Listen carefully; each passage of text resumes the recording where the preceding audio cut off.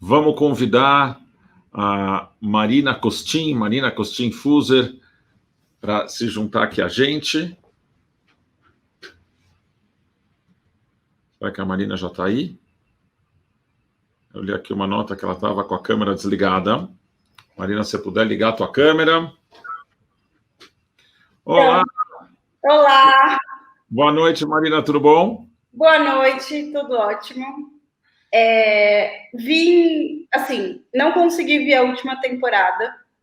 Estava assistindo até faz, uma meia hora atrás a série. E muitas reflexões mesmo. Beleza, deixa eu só te dar as boas-vindas e te apresentar de uma forma devida. Marina Costin Fuser é pós-doutoranda em tecnologias da inteligência sobre a semiótica de robôs feministas. Ela é cientista social, doutora em cinema e estudos de gênero em Sussex, com doutorado sanduíche em Berkeley. Em Sussex, ela lecionou no campo dos estudos culturais. Ela publicou o livro Palavras que Dançam à Beira de um Abismo, Mulher na Dramaturgia, de Hilda Hilst, e coeditou Mulheres Atrás das Câmeras, as cineastas brasileiras de 1930 a 2018. Marina se define como uma judia progressista, que ainda tem muito a aprender sobre o judaísmo. Quem sabe ela tem muito a aprender sobre o lado progressista também. A gente vive caminhando e aprendendo, né, Marina? Então, Marina vai falar sobre o individual e o coletivo no retrato da ultra-ortodoxia, em particular em Stiesel. E é isso, Marina, bem-vinda. É um enorme prazer te ter aqui com a gente. Bom, é um prazer gigante estar aí pelo convite, foi muito legal. É uma série que, Stiesel é uma série que, para mim, foi um desafiador, porque eu não tenho esse conhecimento sobre os ultra-ortodoxos. A minha relação com o judaísmo, quem acompanhou, eu sou filha da Cláudia Costin, e ela fala bastante, né, sobre a trajetória dela de descoberta das nossas raízes judaicas. A gente descobriu que era judeu quando eu era adolescente. Então, o meu irmão, ele conseguiu, quando minha mãe entrou em contato com o judaísmo e começou a frequentar a sinagoga, o meu irmão, ele era mais novo, então ele foi para a American Hebrew Academy, ele esteve em Israel, ele fez vários programas, Taglit, tudo mais. Eu não conheço Israel. E eu sou filha de uma mãe sionista e de um pai anti-sionista. Então, as coisas se complicam bastante dentro da minha história, né? Da tradição de esquerda que os meus dois pais têm, mas eu recentemente venho conhecendo o judaísmo como algo progressista, a partir de Berkeley e em Sussex eu tive contato com rabinos que, apesar de serem ortodoxos, eles tinham uma visão muito diferente do que eu conhecia aqui, mais aberta, e eu fui conhecendo a comunidade. Mas a verdade é que eu ainda estou num processo de busca, então esses nomes, as referências da própria série e a maneira como eu vou ver, talvez para vocês soe um pouco outsider. E então eu peço licença poética para errar, mas eu me coloco em diálogo, certo? E, ao mesmo tempo, o meu olhar, ele vem de uma reflexão, porque eu entendo que eu tenha sido convidada para falar sobre essa série especificamente pela questão do gênero, né? Pelo meu conhecimento em relação à questão de gênero, e essa série o foco, o mote dessa série é a questão dos casamentos, né? Então, tem bastante coisa para a gente pensar sobre essa relação do individual com o coletivo, de nós e os outros. E uma pergunta que se coloca, eu sempre faço essa pergunta quando eu vou estudar questões complexas, que em inglês a gente fala, where do we draw the line? Onde eu coloco essa linha? Porque é uma linha tênue entre nós e o outro, essa fronteira. E a gente, muitas vezes, acaba tendo dificuldade de entender limites. Até onde eu posso falar? Qual que é o meu lugar de fala aqui? Será que eu estou colocando um juízo da minha cultura para julgar uma cultura que eu não conheço profundamente, que eu não vivencio? E será que eu posso? Sou autorizada a falar sobre essa cultura e até que ponto? Então, assim, são questões que, para mim, apareceram durante todo o processo de assistir essa série. Então, assim, quero começar pensando o que dentro de... Quando a gente acessa uma outra cultura... Vocês estão me ouvindo bem? A gente escuta, está um pouco alto, mas se escuta bastante bem. Tá.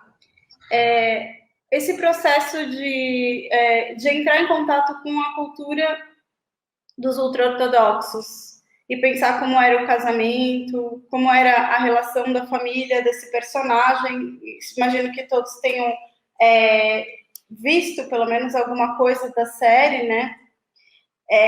Mas a série é muito relacionada entre a relação do pai e do filho caçula, o Akiva, Stissel, e o seu pai. E como um pai que é um rabino, que ele tem muito daquele The Fiddler on the Roof, né? A tradition, ele carrega nas costas um desejo de manter a tradição da família e de preservar a unidade da família, que é um dos valores mais importantes ali. E, ao mesmo tempo, ele, justamente por esse amor que ele tem à família, ele se depara com questões, de novo, where do we draw the line?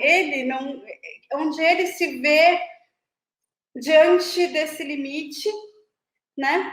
E ele precisa, de alguma forma, contornar esses... E ele vai criando estratégias. Ele é muito inteligente, muito sensível em contornar essas linhas. E, ao mesmo tempo, ele é um durão.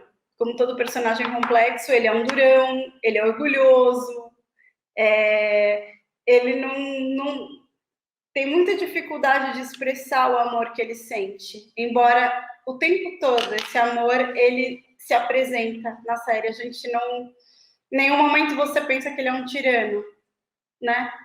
Apesar dele ser o cara que proibiu o outro, não queria que o filho que tinha talento artístico pintasse, proibiu o outro de cantar, né? Ele tem o seu lado durão, difícil, né? Ele não casa com a mulher que ele ama, ele é muito resistente e, ao mesmo tempo, ele faz de tudo pelos filhos. Ele se arrepende, tem muita questão do arrependimento, né? Você vê de voltar atrás, nossa, eu cometi um erro, e aí ele tenta reparar esse erro. E a mesma coisa acontece com o filho. E o filho ainda é muito novo, ele não está pronto para o casamento. Na primeira temporada você percebe muito claramente que ele não está pronto para o casamento, ele não quer casar assim daquele jeito. Ele gosta de uma pessoa que não gosta dele, ele não consegue ouvir um não. A mulher falou não, repetidamente, não quero, não dá, eu gosto de você, mas não dá. E ele não consegue, ele insiste, ele fica lá, né? Ela acorda às 6 da manhã, ele está na porta de casa. Isso me chamou bastante atenção, que é meio stalker isso aí. Mas, ao mesmo tempo, ele ainda é muito novo, ele está aprendendo, ele tá vivenciando esses processos, e que nem todo mundo está pronto para casar quando chega na idade adulta, né?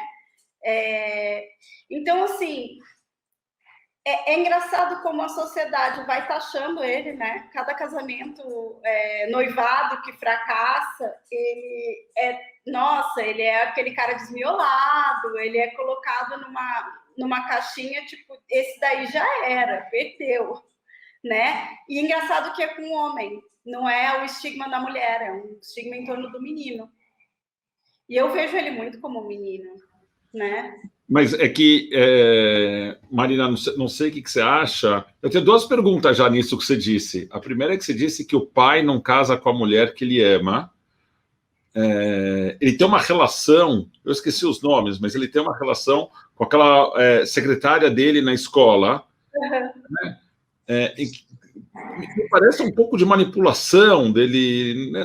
Não sei quanto ele gosta ou quanto ele aproveita tudo que ela tem a oferecer, isso de um lado, e de outro lado, que você fala que mostra que é um pouco o estigma do homem que não casa, ao invés de mostrar o estigma da mulher, mas me parece um pouco porque esses protagonistas são os protagonistas homens. Sim. Né? A história... Não é o homem oprimido e a mulher não. É só porque é neles que está o foco, né? É porque é neles que está o foco. Nas meninas você vê que aquela primeira Estiva, né? O fato dela ser mais velha, dela ter tido 2 maridos e tudo, leva um estigma para ela. Ela nitidamente é estigmatizada como não é uma boa esposa. Na hora que ele fala que quer casar com ela, eles falam, não, ela não é uma boa esposa, ela já foi casada, por que você vai querer casar com ela? Então, assim, não aparece tanto o estigma em torno das mulheres por conta do protagonismo dos homens, mas eu acho interessante colocar ali, porque você pensar, quando você vê essa sociedade, você pensa que as mulheres, nitidamente, você está andando em Williamsburg, você já olha e fala, as mulheres aí são oprimidas. É muito fácil a gente fazer essa associação das mulheres sendo oprimidas, porque ela não pode mostrar o cabelo, enfim, a maneira discreta como elas se vestem. Agora, a gente não pensa na ideia dos homens como sendo oprimidos. E isso é uma das questões que eu tenho dentro do feminismo, é que a gente, muitas vezes, por conta de questões que se colocam na realidade, porque é muito óbvio saber que a mulher é oprimida na nossa sociedade. Muito, muito óbvio. Né? O feminicídio, é só você olhar números, é uma coisa mais fácil de você identificar. Mas é mais difícil e mais complicado a gente pensar na opressão dos homens, dos meninos. Como é que a educação do menino é opressora? Como que o que é seja homem, rapaz? O menino não chora, o bullying que os meninos sofrem. Existe toda uma opressão machista em torno dos homens para poder moldar que a gente não percebe, porque é tão naturalizado isso que acaba criando, na verdade, um problema dentro do feminismo, porque quando a gente vai lutar pelo feminismo, a gente está falando de equidade de gênero, e de repente vira uma coisa, uma guerra dos sexos, uma visão deturpada do feminismo como guerra dos sexos. Como se, coitadinha da mulher, o homem é mau. Então, o homem não pode falar de mulher, o homem não pode ser feminista. Não, por favor, sejam feministas. Vamos lutar pela equidade de gênero em parceria, até porque a maioria das pessoas são heterossexuais, o que não quer dizer que não estou colocando em contraposição, mas assim, nós convivemos num mundo, mesmo eu que tenho uma companheira, eu tenho que viver num mundo onde eu convivo com meu irmão, onde eu convivo com meu pai, eu convivo com meu padrasto. A gente convive, a gente coexiste, a gente divide espaços. Se a gente não tem eles como aliados por uma sociedade mais igualitária, perdão, onde as mulheres tenham um respeito, dignidade, esse espaço ele não é seguro para a gente, se não existe uma conversa. Não dá para a gente conversar só entre a gente, ou mandar calar a boca, macho. Não pode ser assim. E eu acho que nessa série, voltando um pouco, você vê que a opressão não é só da mulher.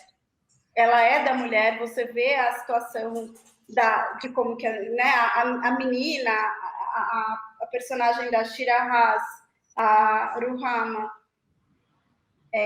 ela não tem voz nenhuma, né, sobre quem ela é, e ela tenta ajudar a mãe, ela casa desesperada mais para ajudar a mãe a se divorciar, porque a mãe não podia se divorciar por conta dela, né? Ela ouve uma conversa onde é por conta dela que a mãe não pode se separar do marido.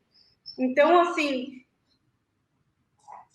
a gente vai pensando, claro que as mulheres ali têm menos liberdade, mas ao mesmo tempo eu tenho um certo cuidado em falar, em olhar isso de uma forma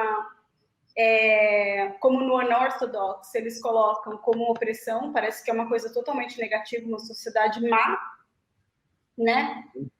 Onde eles são os vilões, ou sendo aqueles fora da lei que vão perseguir a menina em Berlim, ou como ou como aquela sociedade que você vai ter que ser, você é uma fábrica de filho, você é mulher, você é uma fábrica de filho. E em Stiesel você vê que não é tão assim. Existe muito a questão, um cuidado para representar essa sociedade, como que são os dilemas entre a tradição e a relação que eles têm com a população secular, que também vive em Jerusalém, ou quando eles vão para Tel Aviv. Os dilemas, tem um diálogo entre as duas senhoras, né? A avó Malca e a outra amiga, que eu esqueci o nome, a amiga dela, aquela que depois se mata. As duas queriam, uma queria ver o show aéreo, né, do Dia da Independência de Israel, e a outra, não, isso não pode. E todo aquele diálogo, assim, entre... De novo, where do we draw the line? Onde a gente coloca essa linha? Existe uma negociação de sentidos e de afeto dentro dessa comunidade, e aí que eu queria chegar em relação à questão do feminismo. Porque quando a gente vai falar... a Trinh Minh Ha é uma cineasta que eu fiz o meu doutorado sobre ela é pós-colonial, e ela fala uma coisa muito engraçada, assim, interessante, né? Sobre o véu. Perguntaram para ela se ela acha libertador o ato de rasgar o véu. E aí ela fala que o ato de rasgar o véu pode ser muito libertador em certos momentos para essas mulheres, quando são elas que rasgam o véu, quando são elas, não nós, que rasgamos o véu. E em certos momentos, a libertação para elas é colocar de volta o véu. E eu entendo isso muito para essa série, que quem somos nós, sei lá, ocidentais ou ocidentalizados, né, no caso nosso latino-americano, que a gente está meio que num espaço híbrido, mas quem somos nós para libertar uma mulher ultra-ortodoxa, racídica, que escolhe estar dentro dessa cultura e vivenciar isso, e isso para ela a faz feliz. A questão é, o meu lugar ali, eu posso estranhar, eu tenho direito a esse estranhamento. Por outro lado, eu não sou autorizada a colonizar ela com o meu discurso, com a minha opinião. A gente está num momento que todo mundo pode expressar nas redes sociais a sua opinião. Eu não posso colonizar alguém com uma opinião assim. Eu posso escutar o que elas pensam. Se elas são infelizes e estão protestando pelo direito de poder mostrar o cabelo, sei lá, o direito de poder casar com alguém que não seja daquela comunidade, de escolher os próprios maridos, se essa é uma reivindicação delas, eu posso ir para a rua com elas.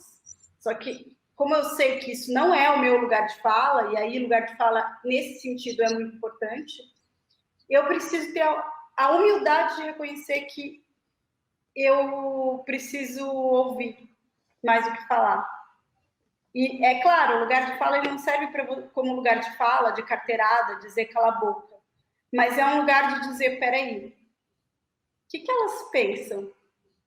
Eu quero te libertar com o meu ideal de liberdade? Então, essa que é a ideia, né? Quando uma pessoa, aquela personagem, voltando de novo, eu acho que é Ruhama que fala, né? A menina, a Shirahase, ela lê Ana Karenina, Middlemarch, e ela vai contar para os irmãos, elaborando como se fosse, né? A Ana Karenina vira Hannah, e ela vai adaptando a história para ser uma história palatável dentro daquele paradigma. Enquanto ela está contando a história, ela está confabulando, ela está criando. É maravilhoso, maravilhoso isso. Marina, eu me pergunto se a gente, se esse ponto que você levanta agora não é um metaponto, tá certo? Se essa série não transformou essa perspectiva da vida ultra-ortodoxa, que talvez não fosse palatável para as nossas sensibilidades ocidentalizadas, como você disse, mas ela transformou um pouco numa versão Friends, né? O Friends ultra-ortodoxo, que ficou tudo muito pintado em tons pastéis, e a gente olha e fala, nossa, que interessante, que sociedade acolhedora. E do mesmo jeito que Friends, 10 anos depois, nem sei, 15 anos depois, talvez, do final de Friends, um monte de críticas, tá certo? Falando, como é que a gente deixava passar essas questões sem problematizá-las? A minha pergunta para você é se não tem um pouco um pintar de tons delicados, especialmente quando a gente compara com o Unorthodox. Unorthodox pinta essa sociedade ultra-ortodoxa com tons muito mais duros, muito mais crítica da sociedade ultra-ortodoxa, e a impressão que dá é que Strissel não é nada crítico. Né? Então a gente tem aqui os dois polos nessa comparação. Queria entender como você enxerga isso. Eu gostei muito da ideia do tons pastéis. A maneira como eles usam para relatar é o melodrama, como artifício fílmico, né? Tem muito a ver com novela. Não tanto a estética da novela global, mas de novelas em geral. Com muita dramaticidade, realmente com muito carinho. E eu acho que essa sensibilidade que eles colocam, ela não é uma sensibilidade tão crítica quanto poderia ser. Acho sim que se eu fizesse uma série assim, eu provavelmente exploraria mais as questões da biopolítica, das políticas dos corpos, né? Vocês sabem que a ideia da bandeira da década de 70, do movimento feminista francês e outros, né? Fala muito que o pessoal é político. E essa frase eu acho que eu levo muito para a vida quando a gente vai pensar dentro dessas políticas dentro de casa. Mas eu acho também que essa não era a proposta. Então, assim, a proposta talvez fosse mais mostrar essa sociedade de uma forma não vilificada.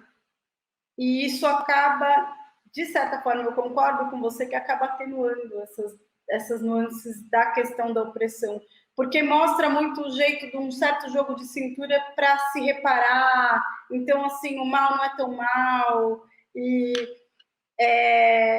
poderia ter tido dilemas, eu não sei porque eu não vi a última temporada, mas, assim, poderia ter tido dilemas um pouco mais pesados sobre a questão, tipo, e aí, que barreiras a gente pode romper? Vamos romper essas barreiras, né? Eu acho que teria como ter atravessado a linha. Quando eu falo onde nós colocamos a linha, e se até que ponto não seria interessante testar um pouco mais essa linha, essa barreira, de um ponto de vista político. Mas eu acho que o político direto, de fazer isso, sei lá, um episódio mais militante, assim, eu acho que fugiria um pouco da proposta dos roteiristas. E aí eu acho que essa série poderia ter uma série assim, né? Acho que a gente poderia assim pensar numa outra proposta, que não seja nem o Unorthodox, que eu achei que no Unorthodox eu gostei muito de assistir. Eu achei super, me senti muito engajada assim em assistir. Mas ao mesmo tempo no Unorthodox, não sei, tem uma hora que eu acho que aquele primo que me deu muita raiva, o primo meio mafioso e tal, porque ele de repente ele parece útil para aquela sociedade, né? No começo ele fala, não, deixa ele para lá. Mas de repente ele vira, parece que ele vira, ele acaba representando mais do que ele deveria. E aí assim, aquele noivo, ele não é um opressor. O marido, né? Eles casam, né? O marido, ele não é um opressor. Ele Mas é a sogra né? A Ele é um mãe, menino. Oi? a mãe dele, né? A sogra. A sogra é terrível. E eu acho que nessas coisas poderiam mostrar um pouco mais de nuances, porque eu achei que os personagens não eram complexos. Nessa história que você está falando, Marina, retomando aqui o tema central do Tikkun, do eu e nós, essa relação que você falou do primo mafioso e de como... O curioso é que essas séries todas, o Unorthodox um pouquinho menos, mas se a gente olha Shtisel é uma série que só tem uma perspectiva de mundo. Tá certo? você tem séries israelenses que você só tem a outra perspectiva de mundo. Tinha uma série que eu acho que está no Amazon Prime, mas não tenho certeza, chamava Srugim, que falavam que era o Friends da Kippah Srugah, quer dizer, da ortodoxia moderna. E você tem um pouco como nos Estados Unidos, que você tem as séries de brancos e as séries dos afro-americanos. E é raro você ter uma série que você tem um núcleo e que tem pessoas brancas e negras e asiáticas, né? Você tem as séries étnicas. Sim. Aqui a gente tem um pouco essa história. Como é que você vê essa relação do eu com nós, tá certo? De pessoas na relação com outros que não lhes são idênticos, né? Um pouco na relação com a diferença. Então, eu acho que eu acho mais rico do ponto de vista do cinema quando sai do nicho e a gente coloca um pouco o mundo como ele é, principalmente para quem vive nas grandes cidades, né, do mundo onde a gente convive com pessoas diferentes, mesmo que sejam todas da mesma nacionalidade, como São Paulo a gente não tem tanto um núcleo estrangeiro como tem em Nova York ou Londres, mas a gente convive com o diferente o tempo todo. E eu acho que as séries étnicas elas têm uma função muito específica, desde o que ficou bem famoso, Prince of Bel-Air, não é? Assim, eu acho que era uma coisa assim. Do Will Smith, né? Do Will Smith, exatamente.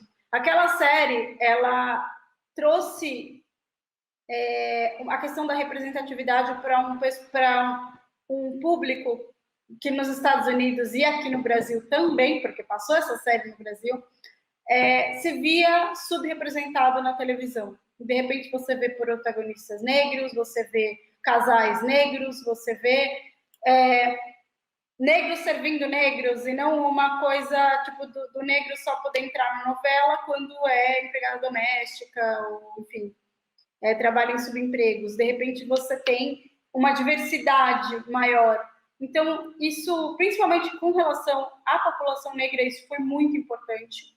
E outras etnias também reivindicavam esse lugar. Então, isso ficou na moda. E eu acho que ele cumpre um papel, sim.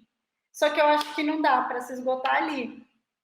Porque senão vira muito mais, politicamente vira nicho de mercado. O problema das identidades, quando a gente fecha as identidades em si, é que é capitalizável, né? Vamos vender a bolsinha da Frida para as feministas, sendo que a gente tem que discutir com os caras, né? Para não, enfim, ensinar eles a não ser machistas, por exemplo. Então, assim, a relação do eu com nós nessas séries, ela traz muito mais camadas quando existe diversidade. Eu não sei, tem uma série adolescente, Sex Education. Eu assisti faz um pouco tempo. Eu acho interessante por ter uma protagonista indiana, elas moram na Inglaterra, uma é indiana, a outra é loira do olho azul, outro tem um cara que é asiático, e todo mundo está ali na mesma sala de aula, naquela Torre de Babel. E essas questões dos corpos, elas aparecem. E eu acho que não tem que aparecer de uma forma política direta sempre. Uhum. Naquela série, por exemplo, não, o objetivo não era problematizar a política, mas eles não deixam de problematizar isso dentro daquela narrativa, de uma forma mais nuançada. Eu gosto da linguagem indireta para poder falar disso, porque soa mais natural. Quando a gente está vivenciando situações políticas, que a gente às vezes nem só vai se dar conta de que era uma situação política, que tinha uma questão política ali, depois, quando a gente vai repensar, né? A gente vivencia as coisas e depois a gente para pensar. E eu acho que essa fluidez, ela tem uma linguagem indireta. Por isso que demora para a gente, às vezes, cair uma ficha. E eu acho que é legal jogar com isso. Quando um diretor tem o controle de uma narrativa, ele consegue jogar com isso muito melhor do que a gente na vida, né? Uma pergunta aqui para mim. Diga. Do Noah. Pergunta para a Marina, como você vê a forma como é tratado na série o tema do valor da mulher que já foi casada ou que vem de família onde os pais se separaram e do homem que desiste do casamento já tratado? Bom, peraí, deixa eu recapitular. Que a mulher já foi casada, que vem de uma família onde os pais se separaram. Tinha a história da Ruhama, né? Que se os pais se separassem, ela não teria o seu valor. Ela baixaria de valor no mercado casamenteiro simplesmente porque a mãe se separou. Eu acho isso... a maneira como eu vejo isso é que, no meu olhar, que é brasileiro, dentro do meu lugar de fala, eu acho isso... Não dá, né, gente? Acho que o valor das pessoas está nas pessoas, né? Então, mas que tá, Marina, o próprio conceito de valor das pessoas para o casamento já está totalmente deslocado, né? Então, essa ideia que existe um algoritmo para determinar quão desejável ou não alguém é para o casamento, de alguma coisa que, sei lá, se a gente fosse pensar em termos brasileiros, o que é ser? A aparência, tá certo? Talvez a conta bancária, você tem algumas coisas, mas o emprego, sei lá, mas aqui parece ter um sistema muito mais definido, e porque a gente não está numa sociedade de casamentos arranjados, parece tudo muito estranho, mas para quem está nessa sociedade talvez não seja, né? Pois é, eu fico pensando muito nessa coisa do casamento arranjado, porque a primeira coisa que me passa pela cabeça de um casamento arranjado é pensar, nossa, eu já rejeitei gente só porque minha mãe tentou arrastar para cima de mim. Depois eu parei, eu nem era uma pessoa tão ruim assim, mas a forma como a coisa me aconteceu me fez, opa, peraí. Agora, eu ia pensar assim, a gente vê o número de feminicídios que tem no Brasil, onde os casamentos não são arranjados, a maioria, pelo menos.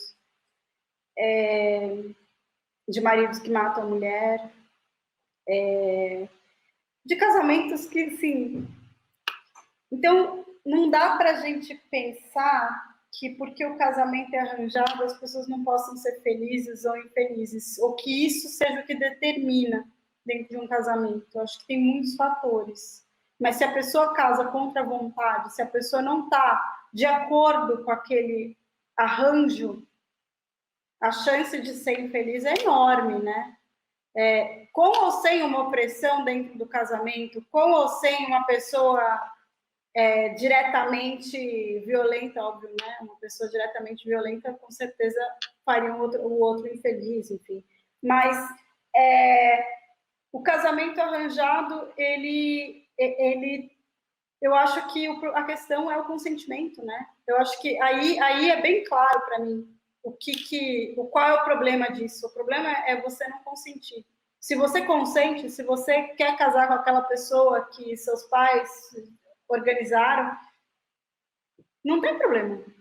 Se as duas pessoas que estão lá estão dispostas a vivenciar isso, o amor pode surgir, o companheirismo, a gente vê na série mesmo, como o Rabino, o Stissel, ele com a Dvora, a mulher dele, o amor que ele fala dela é uma coisa maravilhosa.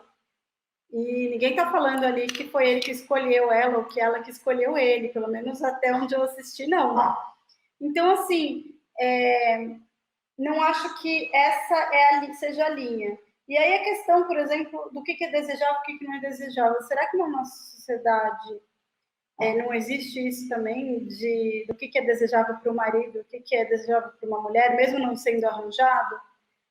A gente tem muitas mulheres, principalmente mulheres mais pobres, são educadas a arrumar um marido mais rico.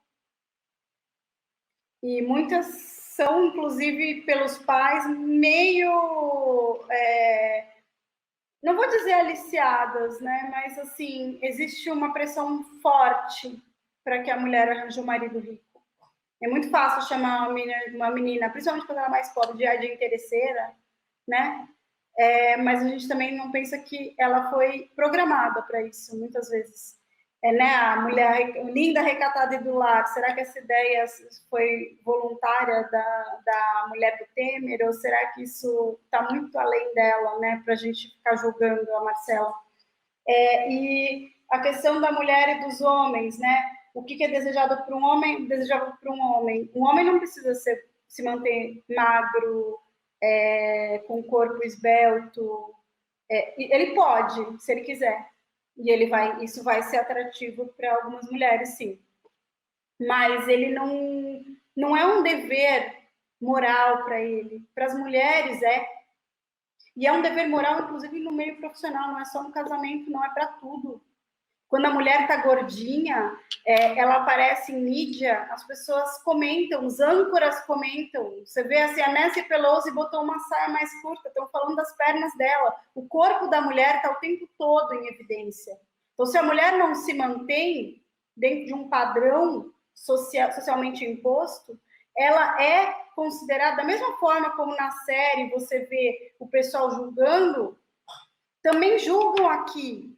Talvez não seja uma sociedade que controle tanto, até por ser uma sociedade muito maior, né? Aquilo lá é um gueto, é um espaço fechado, secluso. Agora, o mundo que a gente vive, será que não existe também esse tipo de julgamento? E aí que eu penso que talvez a gente tenha que pensar um pouco mais, quando a gente vai criticar eles, a gente tem que olhar um pouquinho para o lado de cá. Até que ponto não existe uma correspondência entre lá e cá? E eu não quero dizer que elas não são oprimidas, que eu estou passando um pano. Não estou passando pano. Eu estou dizendo que se eu vou julgar lá, eu acho que é legal eu começar julgando por onde eu estou. No lugar onde a gente está. E muitas vezes, como feminista, que depois de 10 anos de militância, eu ainda tinha pensamentos machistas. Hoje, eu milito há, sei lá, mais de 15.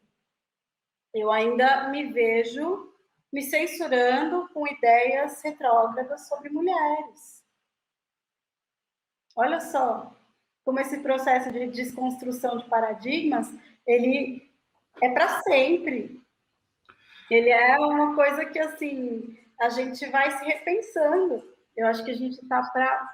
Marina, com esse teu pensamento, com essa tua tentativa de tikkun, tá certo? De autocorreção, de e de reflexão a gente vai ficar.